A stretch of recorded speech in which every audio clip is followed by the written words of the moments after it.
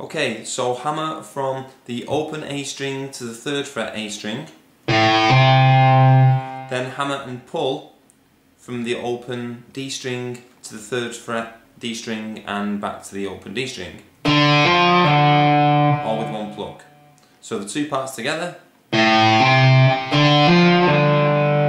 Okay, play the 3rd fret on the A string, followed by the open D string. That gives you. Okay, then move up to a D5, rooted on the 5th string, on the A string. So it's 1st finger, 5th fret, 5th string. Okay, make your power chord. Okay, pluck that power chord and slide down 2 frets to a C5. So from the D5 to the C5 with one pluck. Then move to a B flat 5 without the slide and pluck that. That gives you this. Then palm mute the open 5th string, followed by the 3rd fret G string, also palm muted. Okay, so that gives you. And then you drop down onto a C5 again. Okay, together. And then you repeat the muted notes, the open A and the 3rd fret G. And then using your 2nd and little finger, play the D5. Okay. The reason for using these two fingers is to give you a clear, nice smooth transition as you're using the 1st finger for the G, and it allows you to drop quickly into the D5.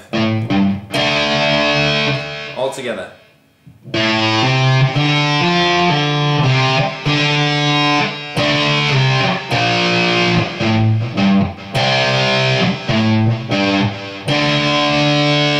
Okay, you play that 6 times before you actually finish on a C sharp minor.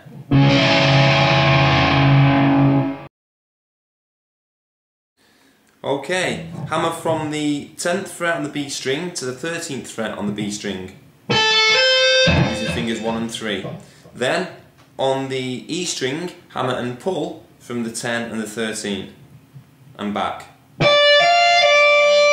Okay, you may find it useful to bridge across, make a kind of half bar across the 2 10th frets, so you can play your 1st finger, keep your 1st finger in position while you do the hammer on, followed by the hammer and pull. You then cross back to the 13th fret on the B and finish off on the 10th fret on the E. Okay, all together.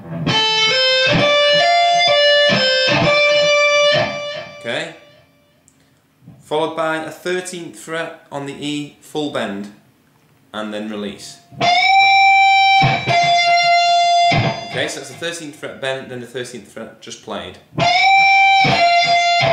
Cross over to 12 on the, move down to 12 on the E, cross over to 13 on the B, and land on 10 on the E.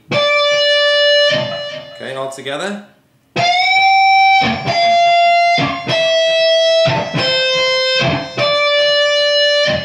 Okay, so that section gives you this. Those 2 sections together add up to.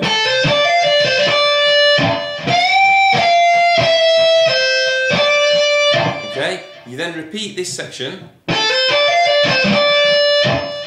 Take your bend now, instead of 13, just move it up to 15 on the E, and then release. So you play the 15 bent and the 15 just natural.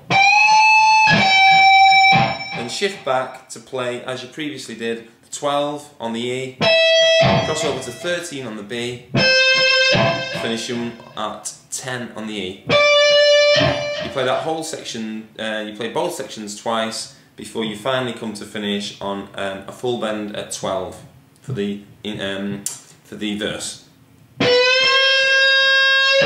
All together?